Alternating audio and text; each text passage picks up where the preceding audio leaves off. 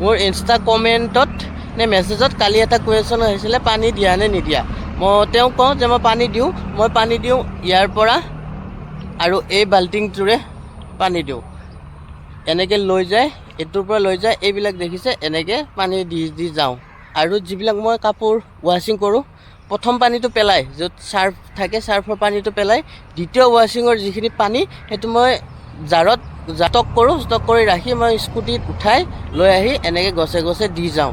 আনাত কষ্ট হয়, সেইটো কাৰণে মই ভিডিঅ'বিলাক নিদিওঁ। কিন্তু আগত মই দিছিলোঁ ভিডিঅ' পানী দিয়া ভিডিঅ'টো, কিন্তু বৰ্তমান মই প্ৰয়োজন বুলি ভবা নাই, সেইটো কাৰণে দিয়া নাই। আৰু বৰ্তমান গাছকেইডাল জীয়াই ৰাখিবৰ কাৰণে পানী দি আছোঁ।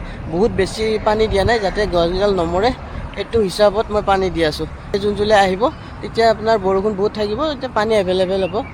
বৰ্তমান কোনো ধৰণৰ অত্যাধুনিক সঁজুলি মই ব্যৱহাৰ কৰা নাই। যেতিয়া মোৰ প্ৰয়োজন হ'ব বুলি মই ভাবোঁ, তেতিয়া মই নিশ্চয় ল'ম। ধন্যবাদ।